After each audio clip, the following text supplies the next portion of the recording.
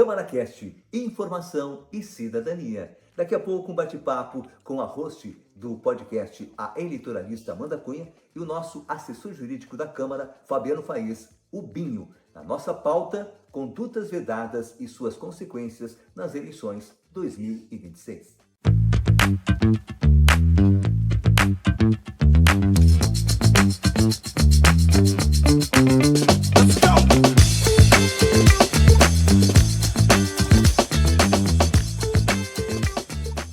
Mais do que um direito, votar é uma forma de participar diretamente das decisões que ajudam a definir os rumos do município, do estado e do país.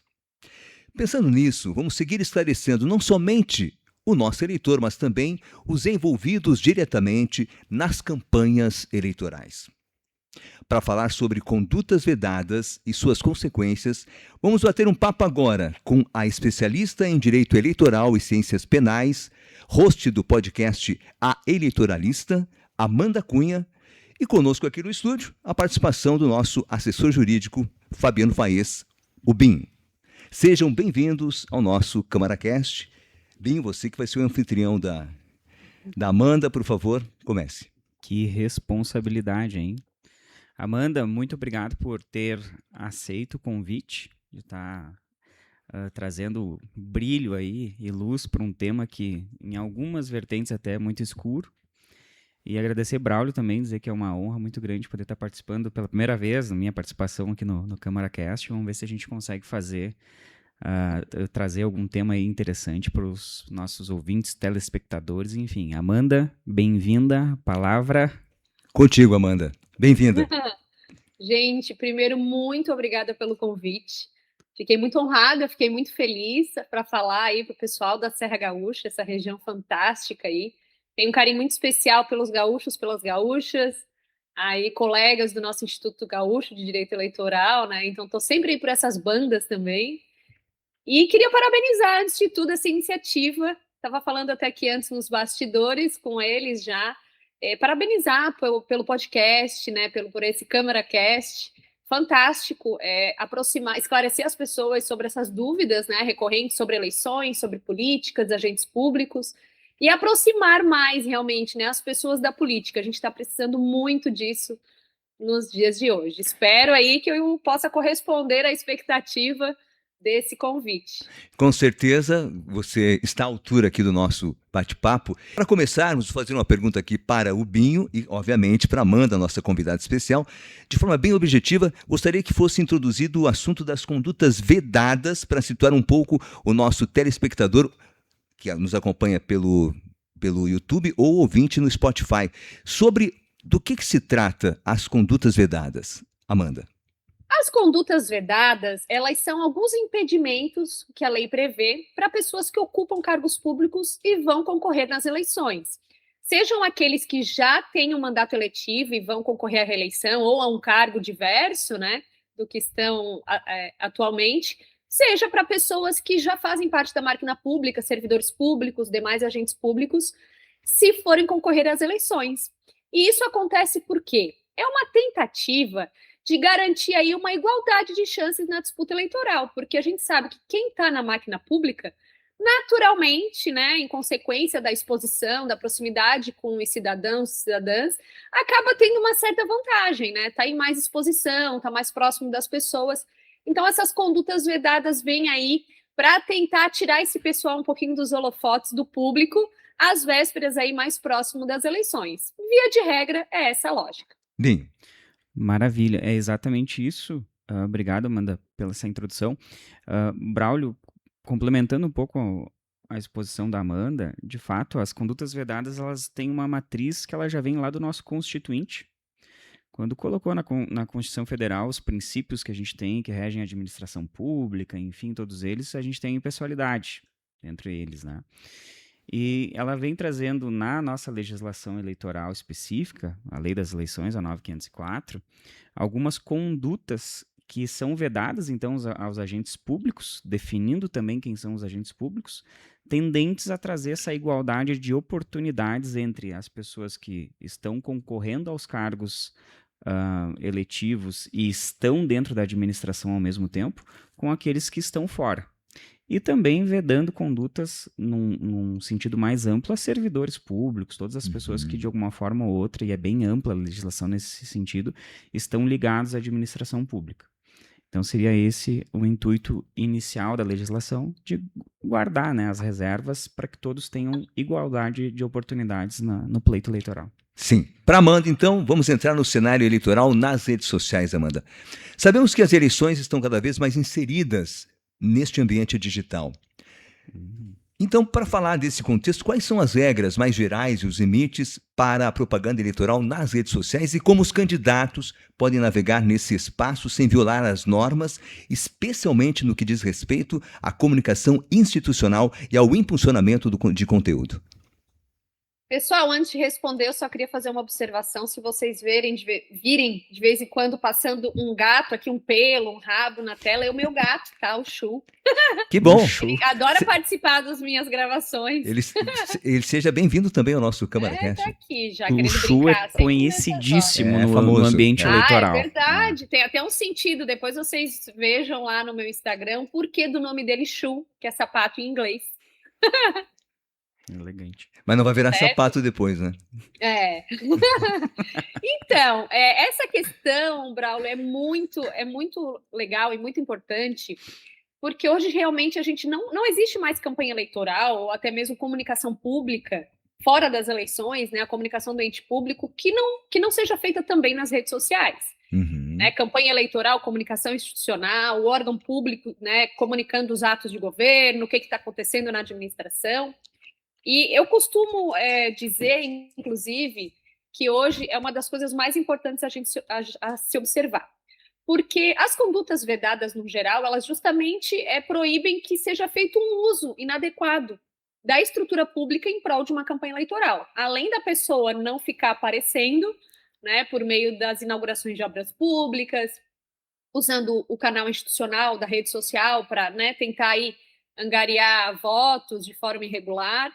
Esse uso, né, geral de estruturas também engloba as redes de comunicação, engloba as verbas de comunicação e o pessoal de comunicação, assessores, né, o pessoal da mídia, o pessoal que posta lá nas redes sociais. Isso também é uma ideia, entra nessa ideia de bem público, é dinheiro público. Uhum. Então a gente também tem que cuidar, as pessoas têm que cuidar com o uso desses recursos Entendi. financeiros e também equipamentos, em geral, utilizados para comunicação institucional. Então, por isso que a gente tem vários limites, né? Nas eleições, 3 meses aí antes das eleições, as redes sociais têm que ser, inclusive, parar de veicular até mesmo publicidade regular do ente público. Então, né, aí na circunscrição específica. Mas também eu queria chamar a atenção aqui para uma coisa que eu tenho falado desde as eleições de 22, que eu cunhei de um abuso de poder político 4.0, que é esse uso, né, esse desvio de recursos da comunicação, de pessoal da comunicação, de equipamentos da comunicação, que é lá da prefeitura, que é do governo do estado, que é da presidência da república, que é das câmaras, para fazer a comunicação de campanha.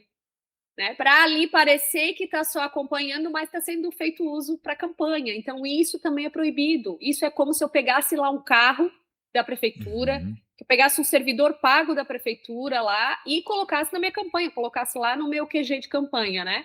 Então, tem que ter cuidado que não é só porque é rede social, é só post no Instagram, que não é equiparado a um bem público. Uhum. Então, isso, né, é um bem institucional aí. Então, a gente tem que cuidar bastante sobre isso. Eu tenho chamado bastante atenção. Já tem casos sendo julgados pela Justiça Eleitoral nesse sentido, então precisa ter muita atenção sobre isso. Muito bem, muito obrigado, Amanda. Lembrando que tanto os recursos materiais quanto os recursos humanos não podem, do poder executivo, enfim, né, dos nossos órgãos públicos, não podem ser utilizados nas campanhas eleitorais. Binho, uma curiosidade minha. Opa. Vejo muito, tenho visto nas redes sociais, e um assunto que eu gostaria que você esclarecesse. A partir do dia 16 de agosto, é possível o pedido de voto, pois a campanha eleitoral começa oficialmente. Porém, uma dúvida muito frequente é sobre quando o pré-candidato pode se dizer candidato oficialmente. É na escolha da convenção ou em algum outro momento que pode dizer eu sou o candidato neste Ó a pleito? treta, ó a treta. É verdade, né, Amanda? Isso é treta, porque, Braulio, é uma zona meio cinzenta, vamos dizer assim, porque não tem na legislação eleitoral, salvo engano meu, e a Amanda pode me corrigir, essa especificação, tá? Ó, a partir de tal data pode ser. Tem a questão da escolha na convenção, onde é um ato partidário, tá? Que dentro da propaganda intrapartidária na convenção, quando tu é escolhido, tu pode dizer que tu é candidato ali entre as colunas da convenção, mas tu te torna mesmo um candidato depois que, analisado pelo partido, se a tua documentação está ok, tu entrega na Justiça Eleitoral teu registro de candidatura. Tá? Então, a partir dali, uma vertente muito forte diz que tu já pode dizer que tu é candidato. Quando tu entrega a tua documentação. Ou alguns outros já dizem que tu só pode dizer que tu é candidato depois do deferimento pela Justiça Eleitoral, porque pode haver uma impugnação à tua candidatura, dúvida, inclusive, né? Sim. Mas eu tenho defendido, até em alguns artigos que eu já escrevi aí ao longo dos anos, que a partir do momento que tu entrega o teu pedido na Justiça Eleitoral, tu é candidato, só tu não pode fazer pedido de voto. Né? Isso é bem importante, não adianta entregar lá e sair pedindo voto, que ele é, como tu bem falou no início da pergunta, a partir do dia 16, que é quando inicia ali a campanha eleitoral. Então seriam só essas as reflexões, mas não é exatamente quando tu é escolhido em convenção. Né? Seria os atos posteriores de entrega do registro na Justiça Eleitoral. Sobre a comunicação de entes públicos, Amanda, considerando o comportamento de agentes públicos como a legislação eleitoral diferencia, né, a publicidade institucional permitida daquela que pode ser configurada como conduta vedada em benefício de uma candidatura. Quais são os pontos de atenção para a comunicação de órgãos públicos neste período eleitoral? Bem, Braulio, são duas questões aqui. Primeiro, que essas regras de comunicação institucional, elas valem, em regra, para a circunscrição do pleito. É importante fazer essa delimitação, né? Então, agora nós estamos em anos... Ó, apareceu ele aqui, ó. Vou mostrar um pouquinho. Esse é o Chu. Esse é o Chu. Pronto, Bom dia. vai. Lindíssimo. 5 minutos de fama. E aí, nós estamos em anos de eleições gerais, então as condutas vedadas, essas regras de comunicação institucional, valem aí para nível de governo de Estado, presidência da República, em alguma medida, né, talvez até se aplique para prefeituras, enfim, mas só se isso estiver sendo utilizado em benefício de uma candidatura para eleição geral. Mas, via de regra, por exemplo, nesse ano, prefeituras, câmaras de vereadores não precisam suspender a sua comunicação institucional, aquela regra de ter que parar de fazer publicação 3 meses antes das eleições, né? Isso vale para esses entes em que estão em disputa.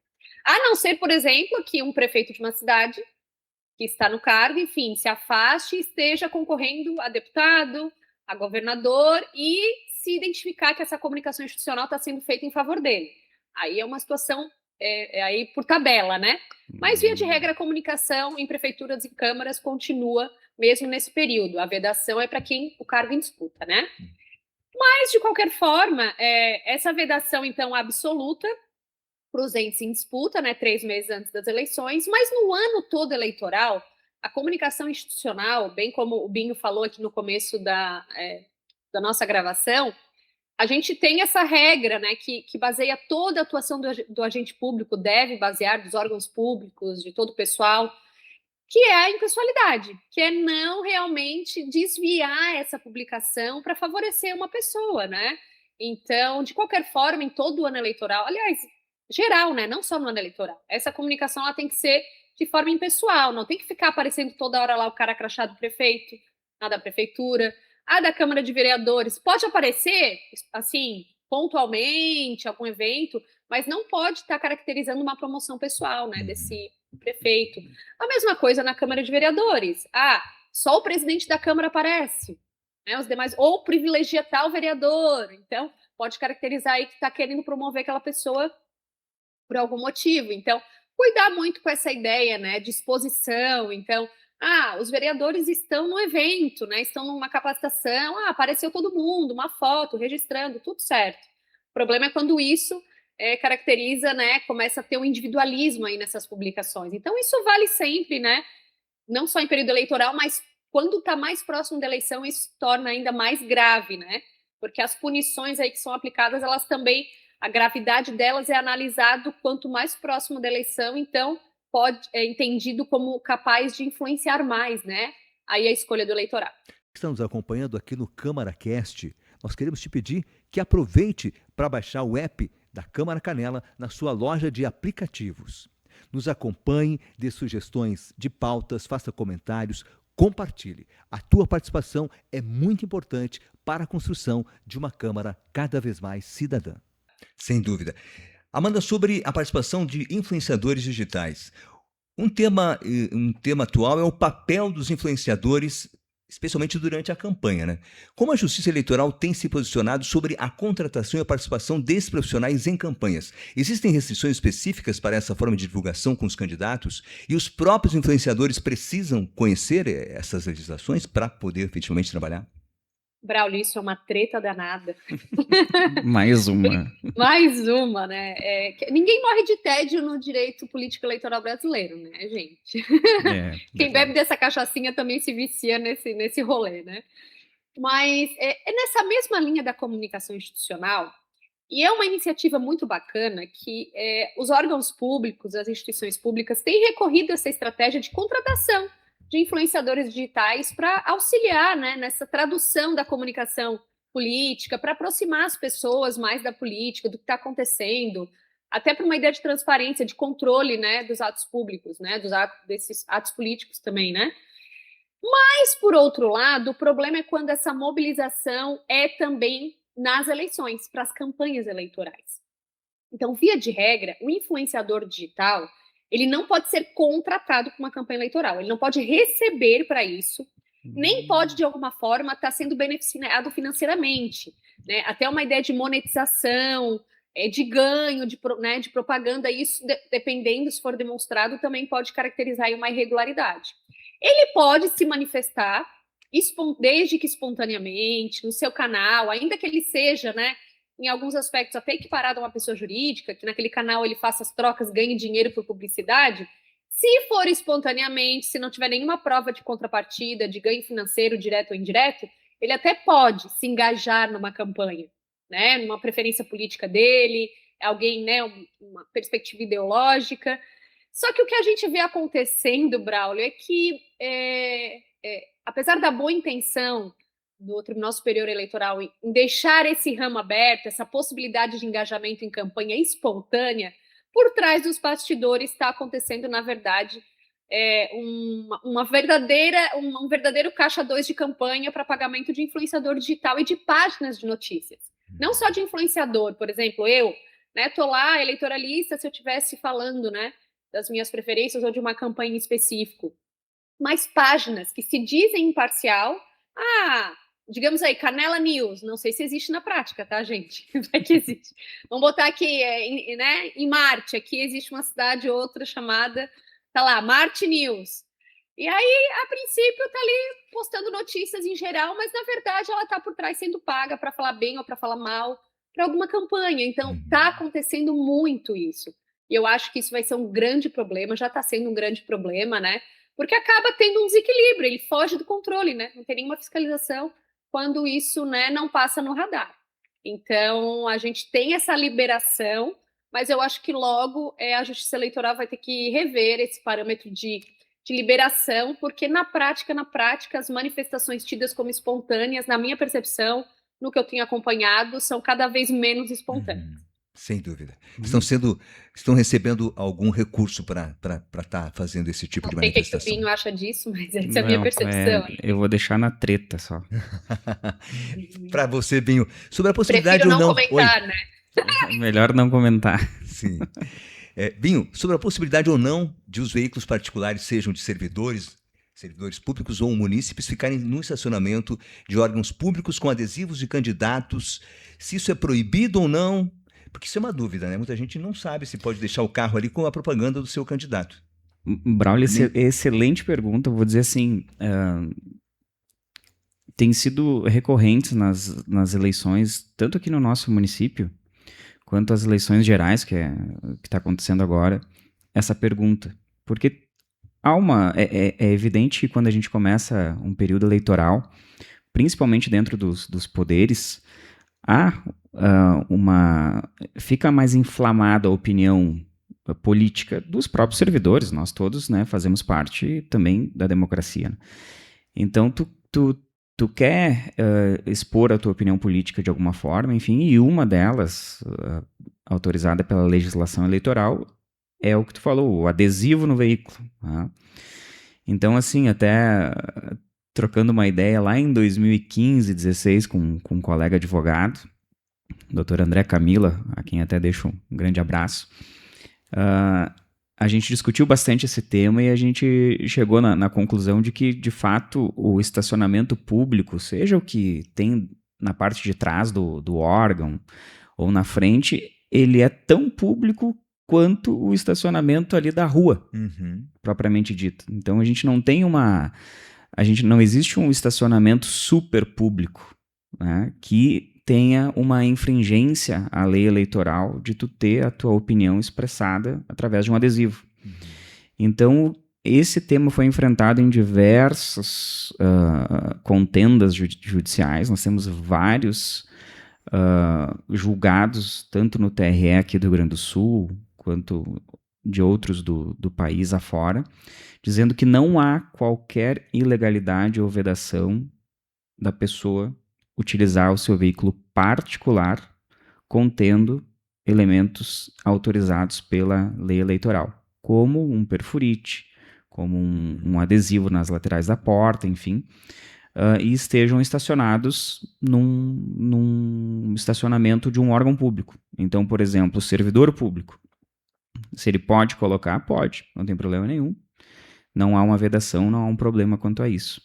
Há um elemento diferente para as câmaras municipais que o legislador ele deixa a Câmara fazer a própria regra, como, por exemplo, pode ou não ter santinhos dentro das bancadas, o que tu pode ou não pode. Existe uma flexibilização para a Câmara Municipal fazer a sua própria normativa, tá? Então, no mais das vezes, tu não proíbe nessa legislação que o servidor, enfim, tenha um veículo adesivado. Poderia ser feito, mas no caso de inexistência de proibição do órgão em específico, do legislativo, não dos demais, né? Poderia ter uma proibição, tá? Mas a resposta é, pode expor a tua opinião política através de um adesivo de um carro, desde que ele seja particular, teu, não o próprio público, um veículo do município, né? E também, quando tu está com uma diária do município, usando o teu veículo, aquele veículo ele passa a estar à disposição e a serviço do município. Tu não poderia, naquele momento, estar utilizando. Sim. Esse é um detalhezinho bem interessante. É isso. Então, em regra, pode. Regra pode. Sim, e não importa o tamanho do adesivo. Desde que a legislação eleitoral assim o permita. Ok, certo. Tem que estar dentro da legislação eleitoral. Para falar sobre legislação eleitoral, Amanda, sobre as consequências. Quais são as consequências de não observar essas regras e os limites que foram determinados aqui? Há punições? O abuso de poder pode ser configurado, enfim, quando as condutas vedadas forem infringidas? Olha, é um combo de punições, Braulio. Eu sempre chamo atenção porque as condutas vedadas, diferente de outros ilícitos, outras condutas proibidas na legislação, elas são mais objetivas. Então, enquadrou ali na conduta vedada, na norma, vai ter a punição. E a punição vai desde multa, a cassação do registro, ou registro de candidatura, né, se for identificado ainda durante a campanha eleitoral, ou depois, se a pessoa ainda for eleita, do próprio mandato. Então, é um processo bem sério, as condutas vedadas, né? Essa ideia de controle do uso da máquina pública, de tentar segurar o uso da máquina pública, é uma prioridade aí na legislação eleitoral.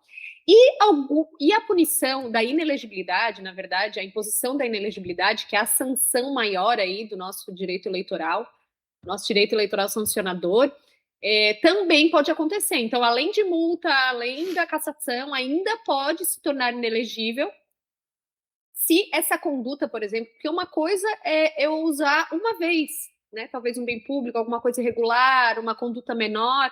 Outra coisa é usar reiteradamente, de forma mais grave, de forma que realmente possa causar um maior desequilíbrio nas eleições. Então, isso pode ser entendido como um abuso de poder político. Então, não só essa conduta vedada, né? Mas pode ser abusiva, pode ser um abuso de poder econômico também, dependendo o volume financeiro que estiver atrelado a essas questões. Então, pode ser um combo aí, né? Com certeza o Fabiano trabalha bastante com isso também, então talvez tenha até mais experiência nesse aspecto de dosagem dessas sanções, mas são todos esses riscos. E eu queria fazer um alerta aqui, Braulio, porque a gente falou aqui um pouco de comunicação institucional, de influenciadores, de pessoal de comunicação, né, que trabalha por ordem institucional e às vezes também faz campanha, porque a gente fica muito nessa ideia, o agente público é o político, é o servidor público, mas quem também está recebendo verba pública ou está trabalhando para um ente público, como vocês aí, se cometerem uma dessas condutas, pode não ter um registro para caçar, pode não ser candidato, mas pode responder até como uma inelegibilidade e também na esfera da improbidade administrativa. Então, todo mundo, esse conceito de agente público para fins de punição, não é só quem é realmente o político e quem é o concursado. Toda pessoa aí que recebe, que está trabalhando, ainda que transitoriamente, provisoriamente, pode responder. Eu tenho trabalhado muito, o Fabiano participou aqui comigo ao vivo do podcast na edição Compol, que é o maior evento de comunicação política, institucional, eleitoral do país.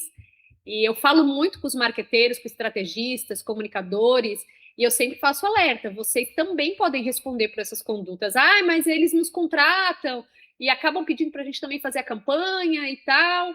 Tem que tomar cuidado para fazer contratos diferentes, objetos diferentes, pelo menos, porque todo mundo pode responder em alguma medida. Sem dúvida. E para encerrarmos, então, eu quero pedir para você, Amanda, para o Binho, deixar uma mensagem para os nossos eleitores e, obviamente, para os candidatos. Ladies first. Tô falando demais já, gente.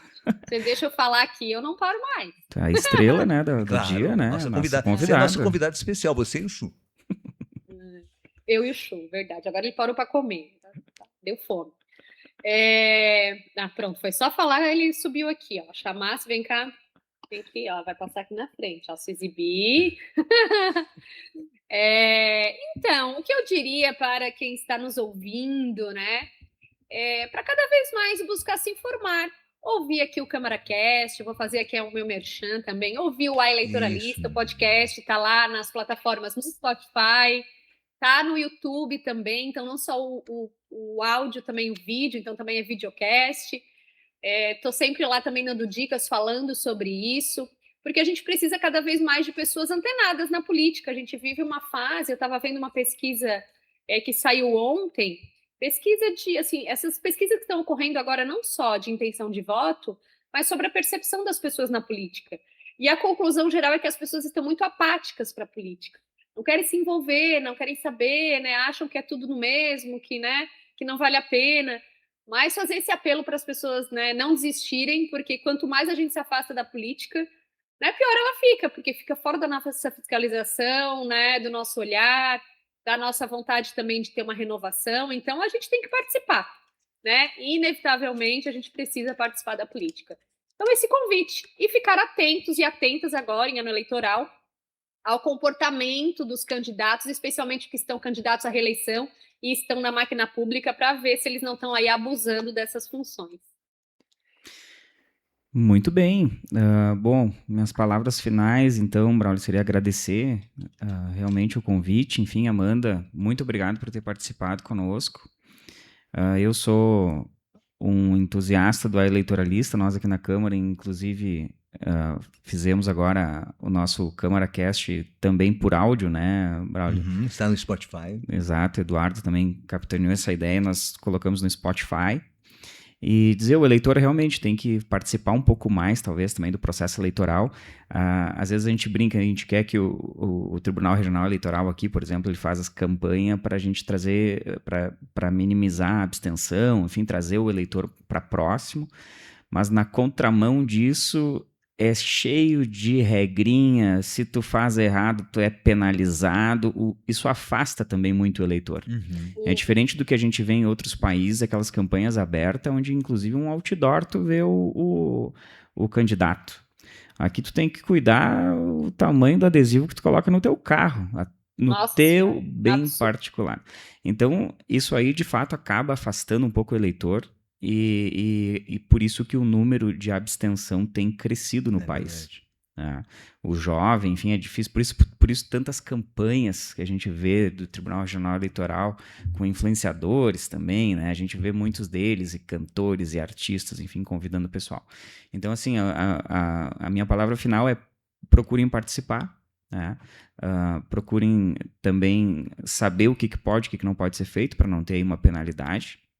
E para que todos juntos, então, consigamos, né, colocar como nossos representantes o que há de melhor, né, e não jogar o voto fora por falta de conhecimento ou medo, né, da justiça eleitoral. Sem dúvida, na última eleição que tivemos, as municipais, nós tivemos quase 1/3 dos eleitores, quase 30% de eleitores que não foram às urnas. Olha que Nossa, dado preocupante, muito preocupante. deixando nas mãos de outras pessoas escolherem o futuro da nossa cidade.